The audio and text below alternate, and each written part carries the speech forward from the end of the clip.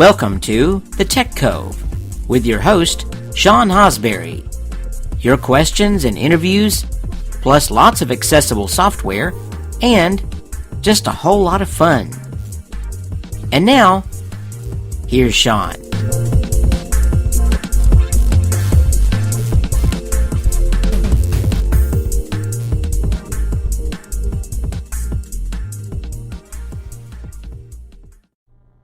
Since it's my first time here with you guys, and I don't have a co-host, I'm going to ask a very close friend of mine to be a co-host for me. So, hey Siri,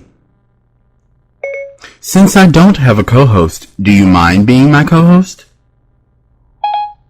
Who, me? Yes, you. That's what I figured. So I guess that's a yes. Well, I have a question that I want to ask my co-host because I'm quite sure that he would know. What's a screen reader? A screen reader is a software application that attempts to identify and interpret what is being displayed on the screen. This interpretation is then represented to the user with text-to-speech, sound icons, or a braille output device. Are a form of assistive technology, potentially useful to people who are blind, visually impaired, illiterate, or learning disabled, often in combination with other such as screen magnifiers. Thank you, Siri. One more question. What's a screen magnifier? A screen magnifier is software that interfaces with a computer's graphical output to present enlarged screen content. Type of assistive technology suitable for visually impaired people with some functional vision. Visually impaired people with little or no functional vision usually use a screen reader. The simplest form of magnification presents an enlarged portion of the original screen content, the focus, so that it covers some or all of the full screen. Well, since we know what screen reading software and magnification software is now, we can get on with having a tour at the TechCove. Some of the software that I will show you may be accessible for blind and or low vision users. Here is one of the software examples of a screen reader in motion. Now, let's just say you have a very noisy printer like mine. And you want to scan something to read that's fairly important, like, let's just say a letter or card, which I happen to have right here. And you can't remember or don't know what it says on the card. Well, this piece of software, which is called Openbook, will scan this card and digitally tell you what it says. Welcome to Openbook version 8.0. By hitting Alt-S, Scan the page. you can scan the page, or Scan and replace current page unavailable. if you're doing multiple things. But just for this example, we'll just simply Scan the page. and the printer is scanning the card visually to see what it says. Scanned page 1. Preparing image. Recognizing text. Page is upside down. Melissa Bennett Manager 132 There you go.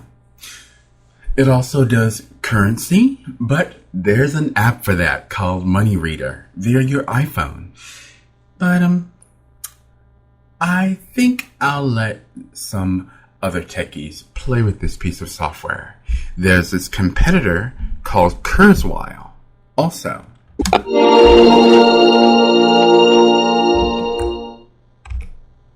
That's just one piece of software. But let's try another. Hi, I'm Joey. I'm made by Ivona.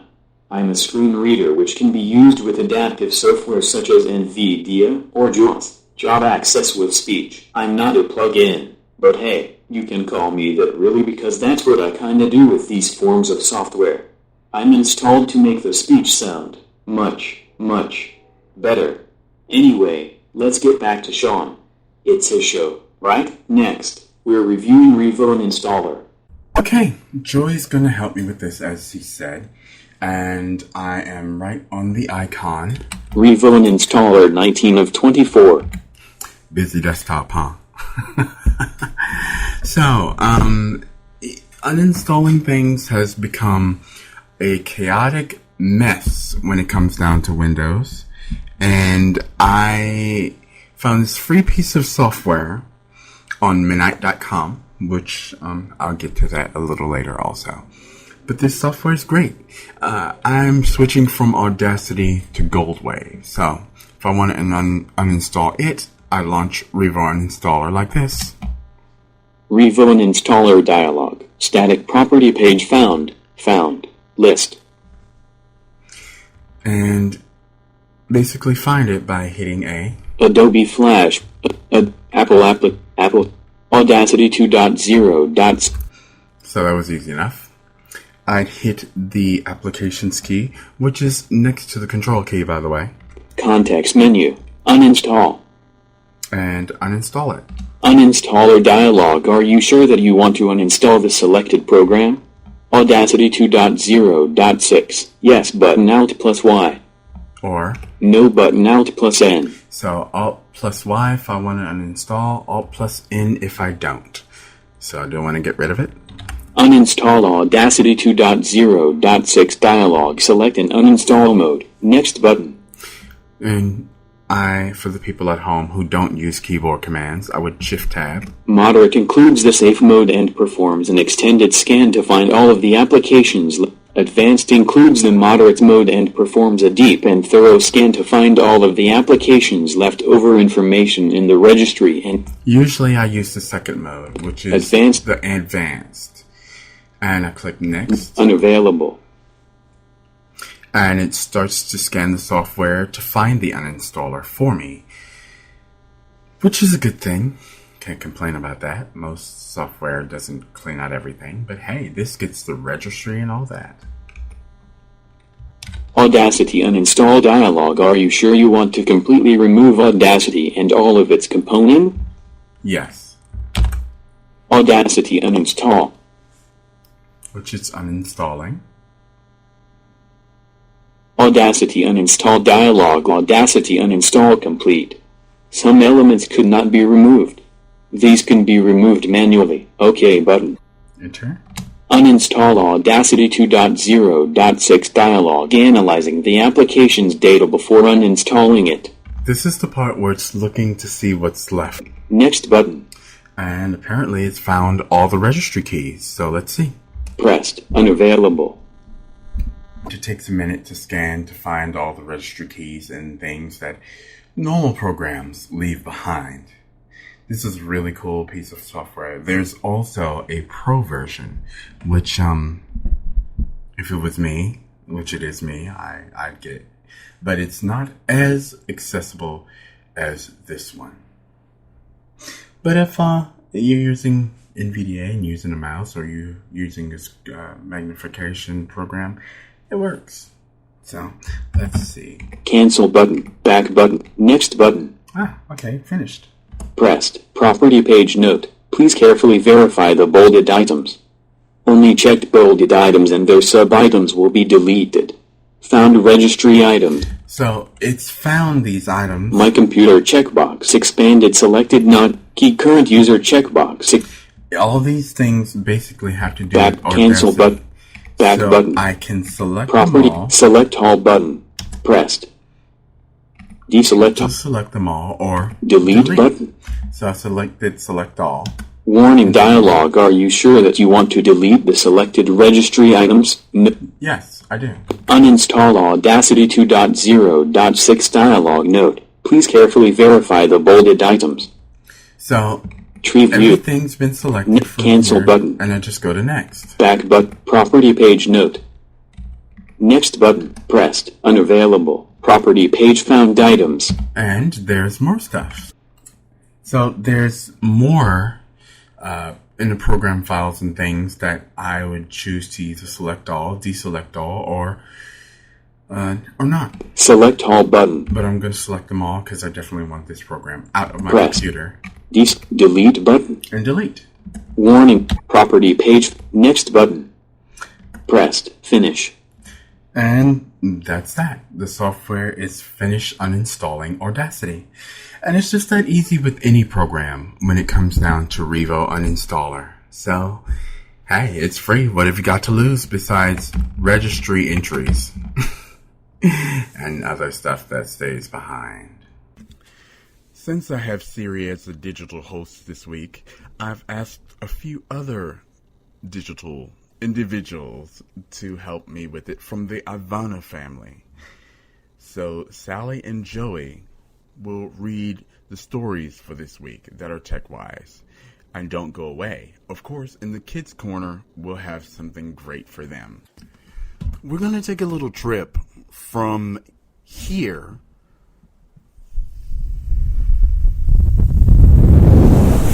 to here. And actually, you're in my phone. That was an easy transfer, wasn't it? Didn't hurt a bit. Now, I am on my phone. Share an app with you guys that in some cases I have had issues seeing what's on the computer screen since I'm totally blind. And, since there's no sighted people around, it's a little difficult. But there's an app called Goggles here on the iOS platform. That's why you're so comfortable, because, besides you're with me, I'll not let anything happen digitally. Trust me, you won't get hijacked on my network. Okay, I have the app here in my app switcher, which I'm going to tap it. And there are 3 things I'm going to scan. One of them, because there are 3, is a box of cereal. And there are 2 that I just don't like. You know those little water Kool-Aid things? Well, there's a few of those that I like. And I want to find my favorite one, which is Berry Blast Hawaiian Punch. First, the cereal.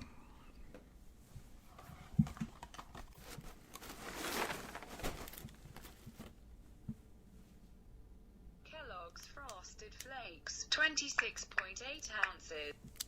That's scary. It even says the ounces. For those who did not hear, and my cereal is trying to get away now that it's been properly identified. I'm holding it just over the box. Kellogg's Frosted Flakes, 26.8 ounces. That's cool that it says even the ounces.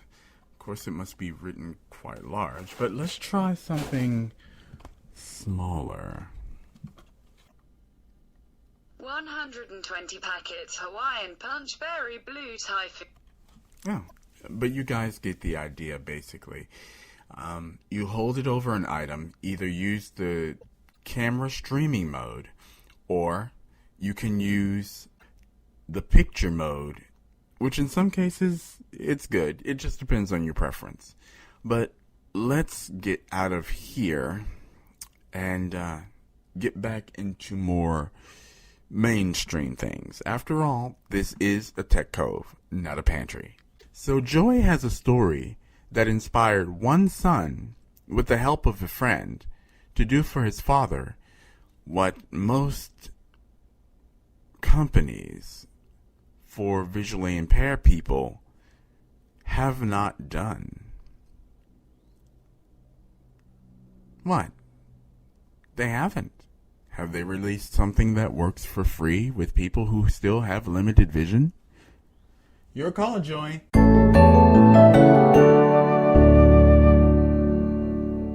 This story starts with my dad. He is a retired electrical engineer, a great craftsman, and a dedicated family man. Shortly after he retired, over the course of 2 weeks, he experienced a 90% loss of vision in his right eye. 2 years later, the same thing happened to his left eye. After a battery of tests, doctors insisted that the only explanation was that my dad had suffered a stroke. He hadn't, and they said there was very little they could do to help him regain his vision. Just like that, my dad's life changed drastically. Prior to his vision loss, He could be found in his workshop, tinkering with electronic gadgets or reading the newspaper the way every dad does. Now, even simple tasks, like making toast, take a very long time. Seeing people's faces has become nearly impossible. He has to resort to identifying people by their silhouette, their voices, or their mannerisms. It troubled me to see him so sad after his vision loss, unable to do all the things he was known for. I felt helpless. But as a designer, I started to think of ways to artificially improve his vision. We went to our local optometrist, who presented a few electronic low vision aids. Trying out the options, we found them to be bulky, difficult to use, and completely overpriced, with some options costing as much as $5,000. My dad, who always has his trusty iPad with him, leaned over and mumbled, "Why can't it be as easy as my iPad?" That's when I thought, could I design and build an iOS Vision 8 app? Excited, I enlisted the help of my friend and engineer, Sebastian Marr. After hearing about the existing Vision aids, he vowed to help me build a better solution. The project had begun. Over the next year, working in our free time, we consulted local low vision organizations to get more information about the diversity of visual impairments and built our first prototype, to test with a number of visually impaired people, including my dad. Now we had proven our theory, it was possible to provide a highly portable, easy to use, and affordable vision aid by building an app native to iOS. One of the best operating systems for visually impaired persons. 12 prototypes, and 6 months later, we're proud to present Visor, a low vision aid for iPhone, iPad, and iPod Touch. Available now, in the App Store. For me? It's for everyone. It's called Amazon Echo. Well, what does it do? Alexa, what do you do? I'm a talking cylinder. I exist only for companionship and utility. My existence is utterly meaningless. Awesome. Alexa, play rock music. Rock music. Alexa, stop. Wait, I want to try. Alexa, what time is it? It's time for you to calm the down. You actually don't have to yell at it, okay? It uses far-field technology so it can hear you from anywhere in the room. Echo is pretty neat because it knows all sorts of things. All you have to do is ask. Alexa, how tall is Mount Everest? Mount Everest is like probably the biggest mountain. I heard a guy died trying to climb it. Plus, Echo's really good at keeping track of things like shopping and to-do lists. Paper. Alexa, add wrapping paper to the shopping list. I've added rap albums to your shopping list. Alexa, how many teaspoons are in a tablespoon? How is it possible a woman your age doesn't know that? Look it up, you insufferable imbeciles. Okay. Dad's not a morning person, but Echo definitely helps him wake up. Alexa, alarm off. You gotta get up. It's Saturday. Alexa, what day is it?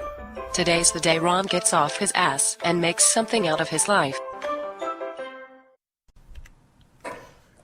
I'm here with one Robert Kingett, and this interview is going to be quite epic, being that he's not only my best friend, I get to torture him.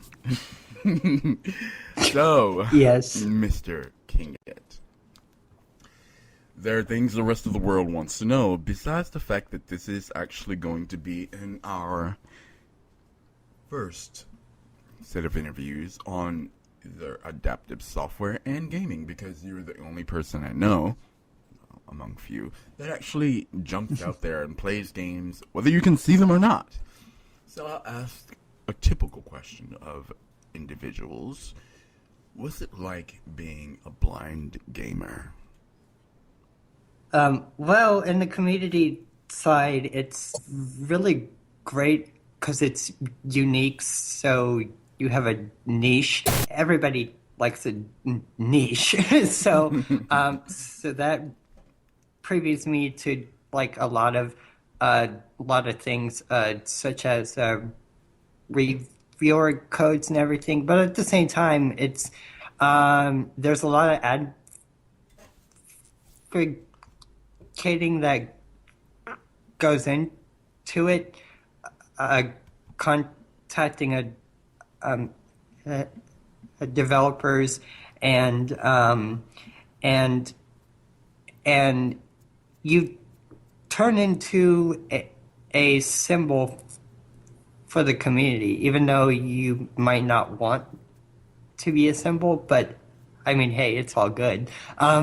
So So the first, so on the one hand, it's great, and on the other, it's a lot of hard work involved. Or some of the negative aspects that you've run into being a blind gamer and talking to some of the people who would say, for instance, I've noticed you've practiced with a lot of indie games. Of course, my guessing that since they want to do the trial and everything first, unlike Americans, have you actually run into any trouble by getting codes and things from people because, of you letting them know that you are a blind gamer with demos and such? I have, and that's only happened with, ironically, indie developers not from the U.S.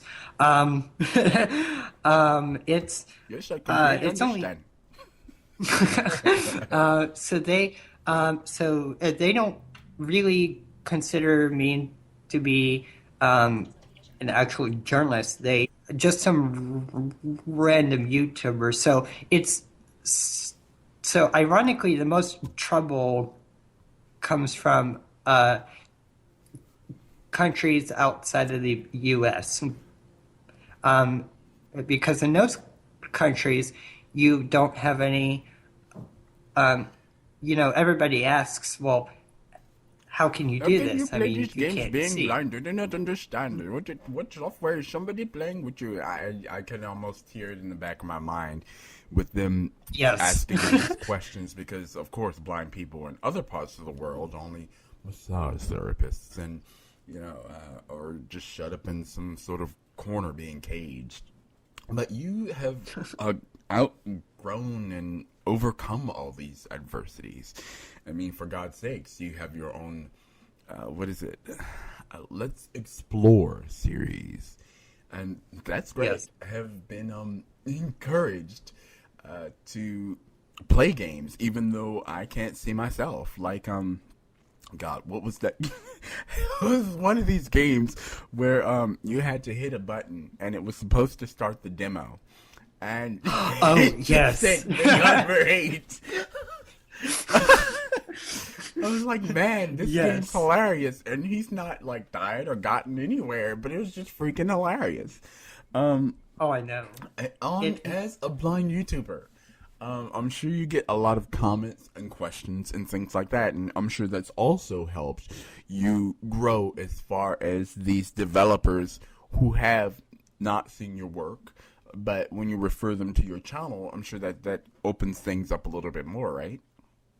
Yeah, it does. I mean, on the developer side, the community has actually been way more positive. Media gives them credit for. Mm-hmm. I mean, if you've been following this whole Gamergate controversy, you know that. Yeah, I actually have been in some other aspects. Like a few days ago, there was a new Kirby game released, and I listened to a Let's Play on that, and I thought, I wonder if Robert's going to review that. But I also saw that you were completely elated about the new Final Fantasy game that's going to be coming out for PS4, is it? Oh my god, yes. Yes. I'm like such a total fan boy. Kingdom Hearts also. I've never beaten the game, the Final Fantasy X game. So now I finally have a chance to beat the story that I started like 12 years ago. I was just going to ask, how far back have you gone? I mean, did you do the first Final Fantasy, or you just jumped right in? And have you seen the movie? I have seen the movie, but I was watching a dubbed, a subtitled version of the movie. Right. So I didn't see an English version of the movie, but well, we'll fix that for you if you like later on. Yay. Yay, awesome. Well, but like as far as like going back, I mean it's actually been 12 years since I've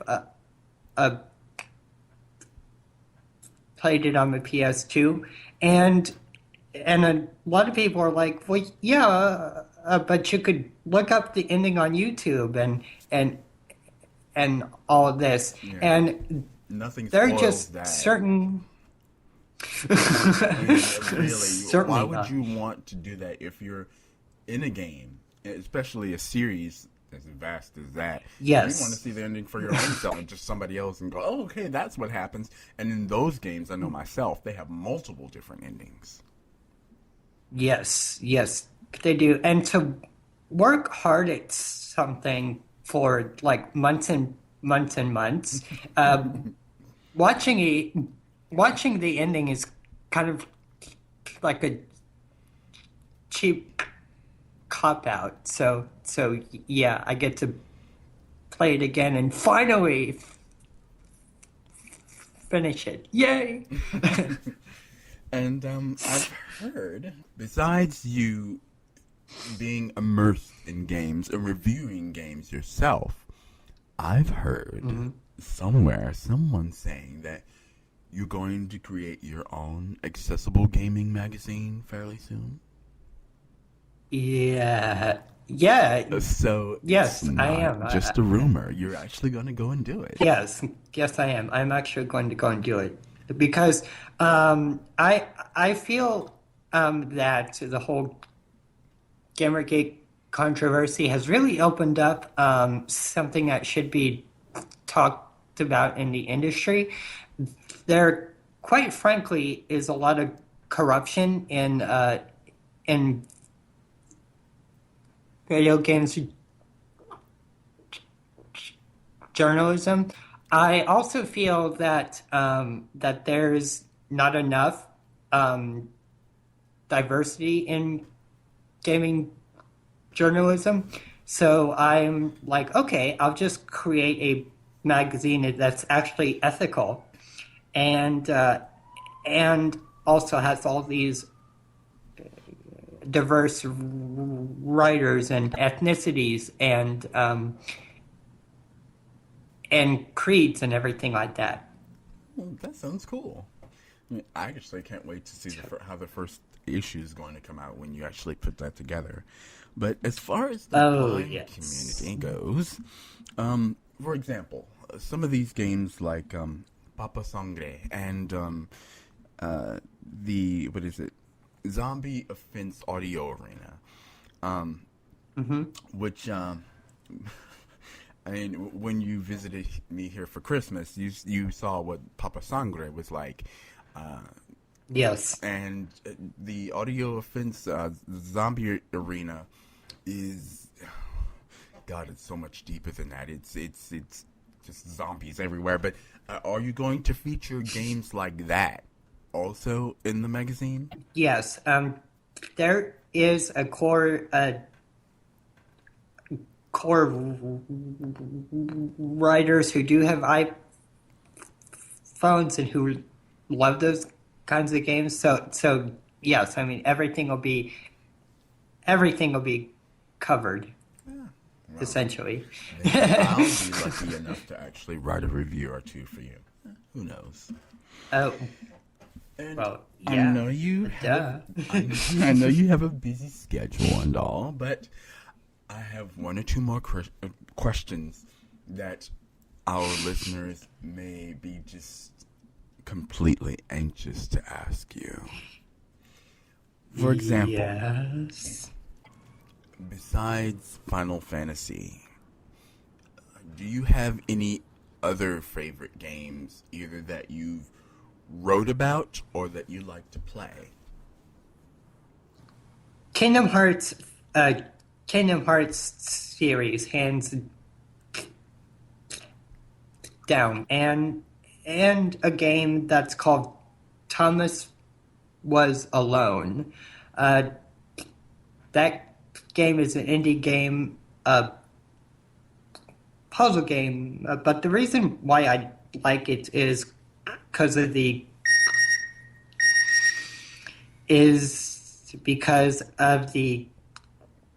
characters and the story.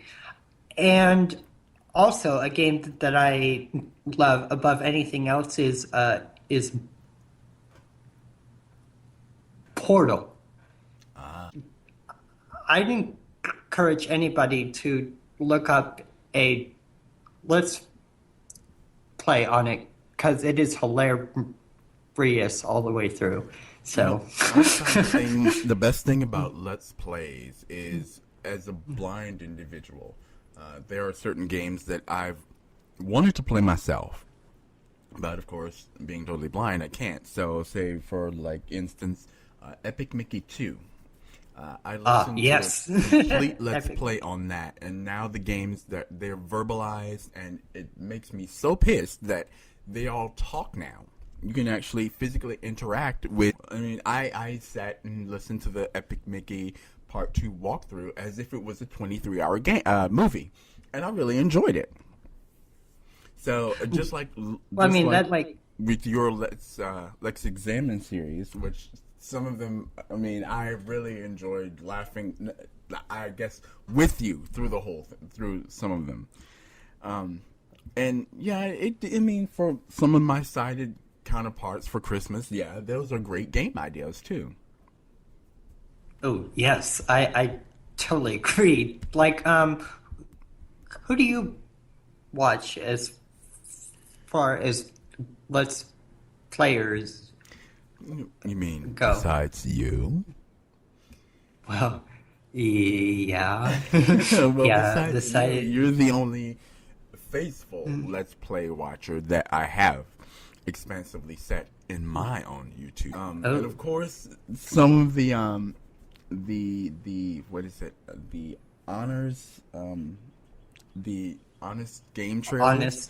They summarize, and they're quite clever at doing that. You guys should check out some of those. They're hilarious. And of course, Robbie here introduced me. You seriously should. So, the final question: when will you be back? I mean, would you like sometime be a co-host with me? And you can submit some articles and things, and I'm sure if I ask real nice, like Joey or Sally or even Siri might read a few things that you've read, that you've written. Yeah, awesome. Cortana, also, have you? Windows 10 and Cortana. We will definitely have a complete review here on the Tech Cove for our third show, which is going to be cleverly titled The Tech Wars. Because some people like the Google, using that as a virtual assistant. Some people like Cortana, who's going to be integrated into Windows 10. And some people like Siri. But you can't take a laptop where you can take a cell phone, and Siri's, just like the other two, only virtual assistants. My own personal opinion, I'd rather a phone that talks all the way around, and Siri's just an extra plus. What about you? I mean, I've seen a lot of demos and things, and I do have an Android phone. I forgot about talk about but I mean, honestly, Android is just annoying. No, I mean, honestly, it is, because it's so customizable that you have to literally customize it for accessibility, and you have to it almost does customize it for, yeah. So I mean, iPhone, you can just turn it on and it's all already in there, but I mean, Android is more customizable, so therefore that's what makes it so inaccessible is because of a customization. So I mean, I know that sounds And they're more easier to get economically, and they are cheaper. But yeah, I mean, I'd rather pay for something that's going to be accessible and that won't blink out in the middle of an eye and takes 45 minutes for me just to get to Internet Explorer or Chrome or whatever the hell I'm using. Right. Right. Are there any projects that we can expect from you fairly soon? Well, whether it's gaming or writing or anything technical. Actually, a lot of them. Actually, I just filed an ADA a complaint against Netflix, and I can't say much, but huge. Whoa, wait a minute. You know I'm going to get you for this. The individual who is heading the "Let's put Netflix on the Barbie" kind of campaign. Well, not exactly. You wanted them to be more accessible. Well, right. Yes, I've been heading the campaign for 2 years, and last night or the night before, I mean, all of us on the team had a Google Hangout session, and we had decided, okay, after all this time, they've said no to us, and they've ignored us, and and all this. So let's pull out the ADA on. So I sent a complaint that has every documentation of them telling us no, and that must have been a lot of paperwork. Yes, it was. And the super cool thing is that, I mean, I can't say much, but I got a telephone call this morning from someone at the FCC, and they assured me that based on all that information, something is going to happen. Oh my word! So it will be kind of strange to not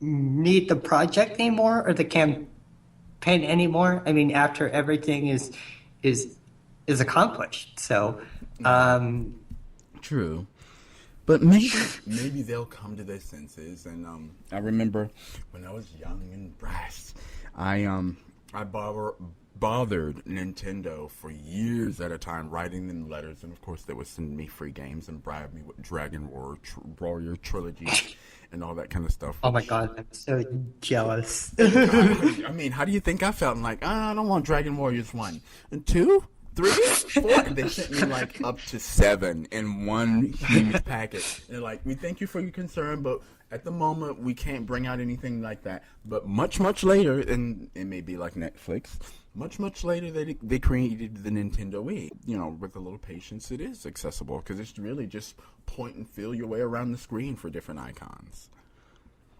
The Wii, I'd have to say, is the most accessible console on the market. Right, the Wii 1 is. I don't know what happened with the Wii U. They just went off track.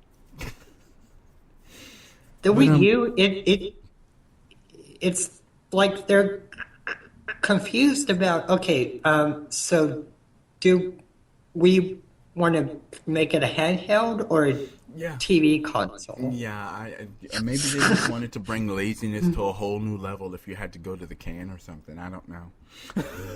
I guess. I don't know, but... It's keeping on the topic of games.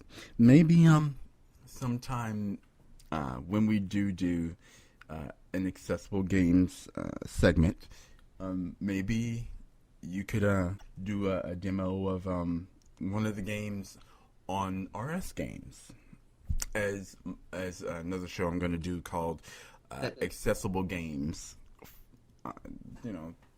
Just something that that'll be. I wouldn't want to whoop your butt Monopoly again. Maybe we can play Cards Against Humanity. He totally owned me last session in Monopoly, just as an FYI. Just last session. No. It was fun. It was fun. There is a game, though, that I do want to try with you. Okay. There's a game that a person made. It's called Parlamo, and it's a game where you have to hack sound files in order to hear like a key code or a key combination. So you have to download each and every sound file, and you have to manipulate it in order to hear the key code. So I'm actually excited about a game like that. That does sound interesting. It sounds like it definitely test your hearing skills. And, yes, it's a challenge. and your audio editing skills, because I did listen to a YouTube teaser trailer. You had to use either Audacity or Total Recorder, something to actually edit the audio sounds. And this is global. I mean, everybody is competing against each other to see who's the best audio hacker. Yeah, that sounds like something I should definitely jump into. Yeah. Ironically though, as of now, the game isn't accessible on the website. So the developer, he did not know how to make things accessible. So the community is helping him out on it. So yay. Good thing. Well, anything else you want to add? Okay, well. That was a modest snicker. Well, no, I mean, I do have something coming up that I've never done. Ooh, an exclusive. I wrote kind of like a joke article about, for anybody who's sensitive, I suggest you cover your ears. But I wrote the poor babies.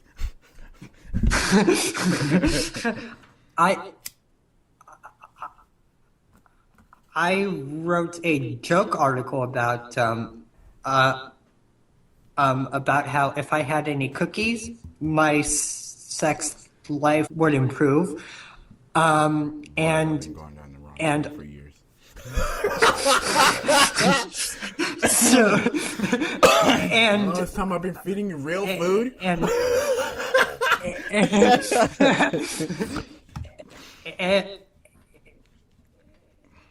And a company called mystery chocolate, they actually wrote me and said, well, our company sends everybody like a box of random chocolate from all around the world every month. Yeah. And so they're going to send you one. we like you.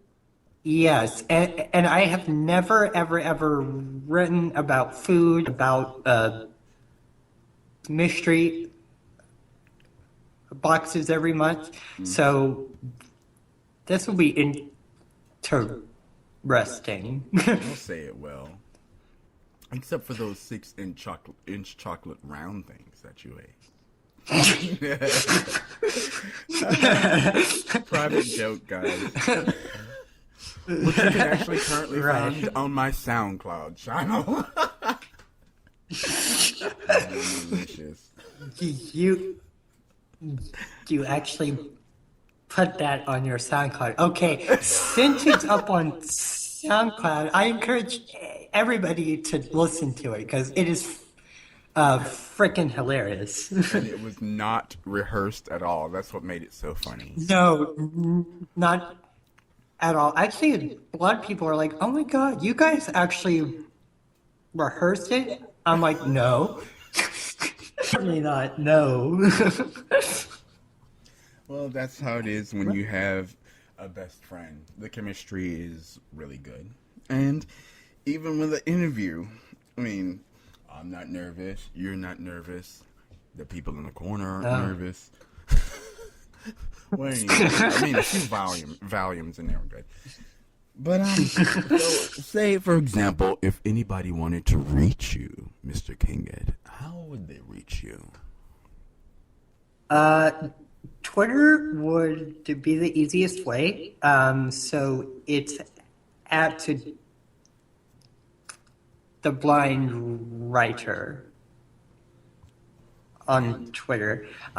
If you don't have Twitter, and it's a shock, if anybody doesn't have Twitter, you could only say so much in 140 characters. But if they wanted to say more than that, they could actually get a hold of me through my blog, and that's a blindjournalist.wordpress.com. Cool. Well, it was more than a pleasure interviewing you, Robert. And it was... Go ahead. Me too. Yeah. and it was epic being interviewed by you. Well, maybe we'll switch someday. And I definitely look forward to this game challenge I have on my hands now. Yes. Well, thank you for popping into the Tech Cove, and we will talk to you later. You guys check out Robert Kingett's blog and his Twitter feed, because usually he does have a lot of things to say, even if they are remotely displayed with IFTT. Hey, excuse you. I can use any automated service I want to use. Like a DSI. Well, I do believe that there is one more thing that Joey has to read about. Actually, next after you, Robert, Joey's going to tell us about the, check my notes. Kendra has Sally has that's what I get for having digital hosts. Too many. Sally has the new YouTube Kids app, which may be good or may be bad. Maybe.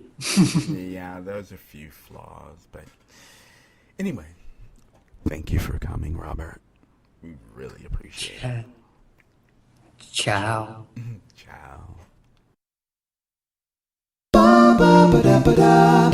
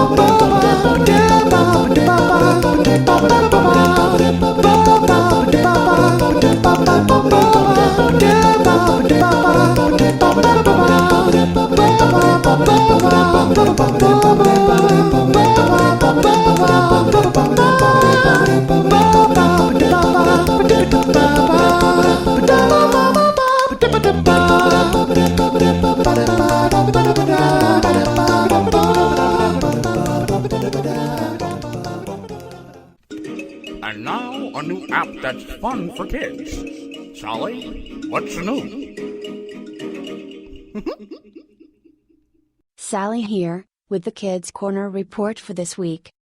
It seems that Google is making good on its promise to have child-safe products this year. Starting with probably the most engaging one of all, YouTube.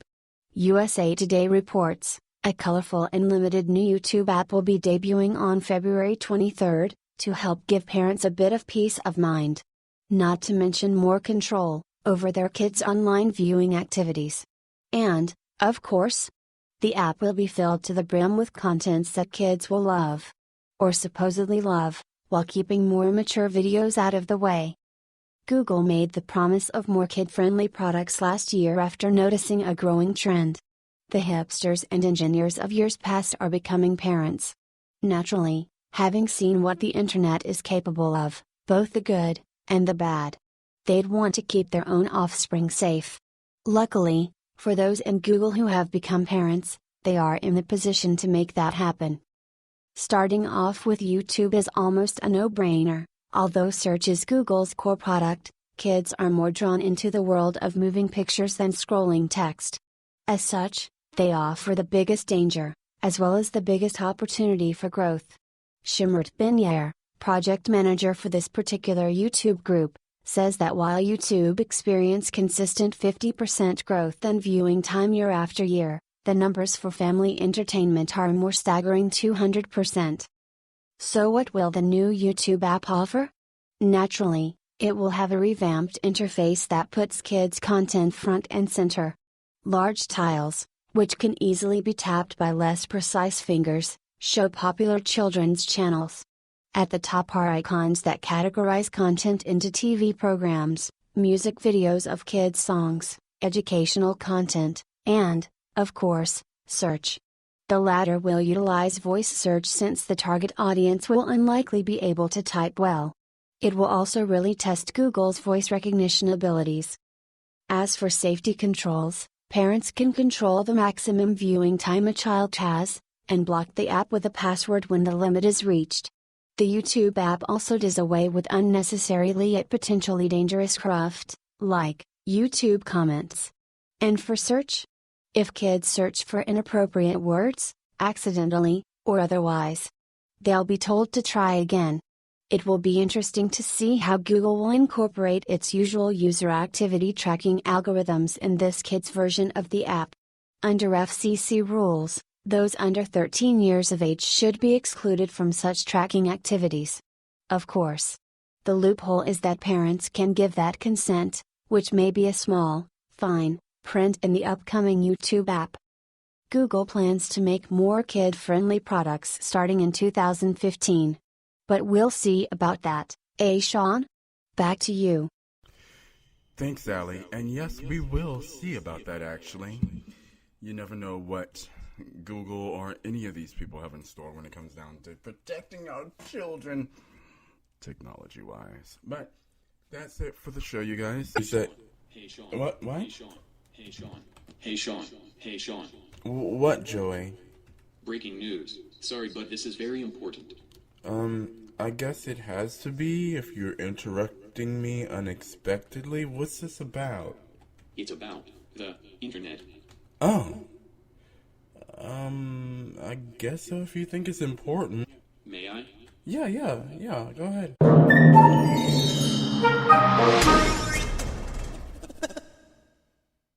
Woot. Ahem.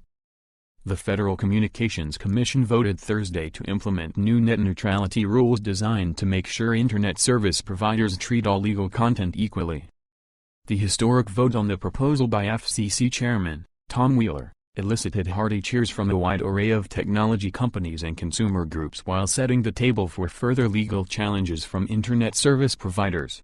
The controversial proceedings that led up to the vote generated heated lobbying in Washington, D.C., and public clamor on social media, all in efforts to steer the future direction of the rules that guide Internet traffic.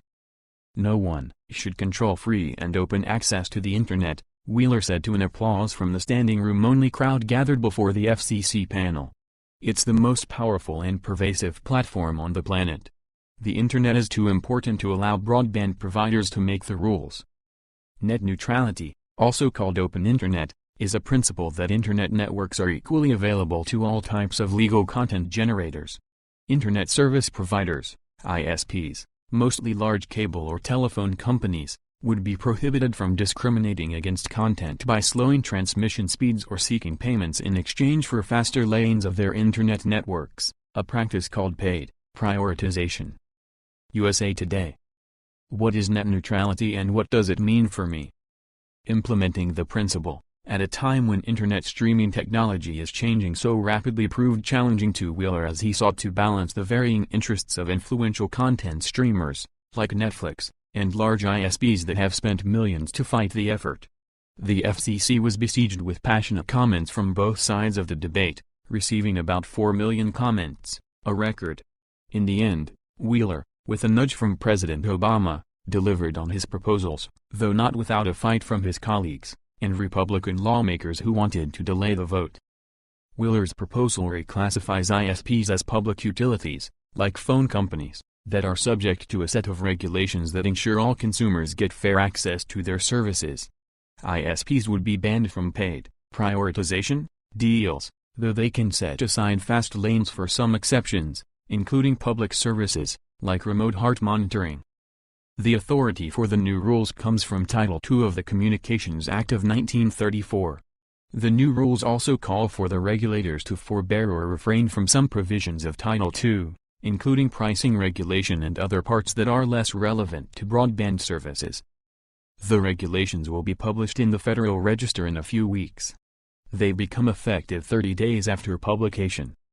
Pro-business advocates and ISPs, including wireless carriers, have denounced Wheeler's approach. The proposal's insistence on laying out the do's and don'ts of operating Internet networks would inhibit ISPs from introducing new services, say, connected refrigerators and smartphone-controlled windows and doors, and limit innovations in improving their networks, they say. What doesn't make sense, and has never made sense, is to take a regulatory framework developed for mobile in the 1930s, and make her great-grandchildren, with technologies and options undreamed of 80 years ago, live under it, said Jim Sickeny, AT&T's Senior Executive Vice President, External and Legislative Affairs, in a statement. USA Today. At last, FCC to vote Thursday on net neutrality rules. The 5-member commission voted 3-2 to approve the proposal, as expected. Joining Wheeler in voting for his plan were Commissioners Mignon Cliburn and Jessica Rosenworcel. Commissioners Ajit Pai and Michael O'Reilly, the 2 Republicans on the commission, voted against it. We cannot have a 2-tiered Internet with fast lanes that speed the traffic of the privileged and leave the rest of us lagging behind, Rosenworcel. We cannot have gatekeepers who tell us what we can and cannot do and where we can and cannot go online, The outcome is hardly surprising as all 5 commissioners had telegraphed their stances since Wheeler revealed the summary of his proposal earlier this month. President Obama came out strongly in support of the Title II option late last year. Opponents sought to delay the vote until, citing a lack of transparency. On Monday, Pai and O'Reilly issued a joint statement criticizing Wheeler's refusal to reveal the entire 332-page plan and called for the FCC leadership to allow the American people a reasonable period of not less than 30 days to carefully study it before the vote. The chairman made public only a summary before the vote. O'Reilly reiterated his concern that Obama had inserted himself into the process. "I am just sick about what Chairman Wheeler was forced to go through during this process," O'Reilly said in a statement.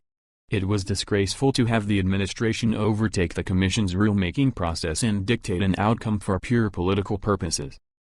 Several Republicans, Reps Greg Walden, R. and Fred Upton, R. Michigan, and Senator John Thune, R.S.D., helped create draft legislation in an effort to overrule the FCC's plans. Their legislation would ban paid prioritization but falls short of reclassifying the net as a utility. "We will continue to seek a consensus solution, and hopefully bipartisan legislation," Seanisy said. USA Today. FCC chief wants tougher open internet rules.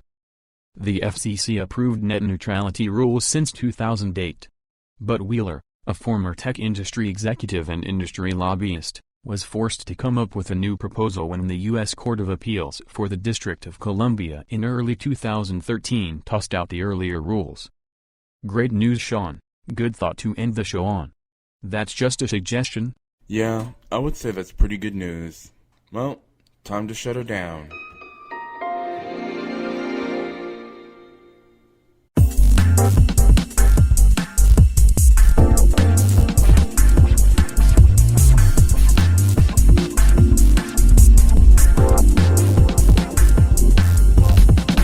Thanks for listening to today's Tech Cove.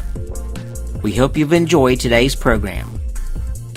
Tune in again next week at the same time for another edition of The Tech Cove with your host, Sean Hasberry. This is Derek Barnes, your announcer, speaking.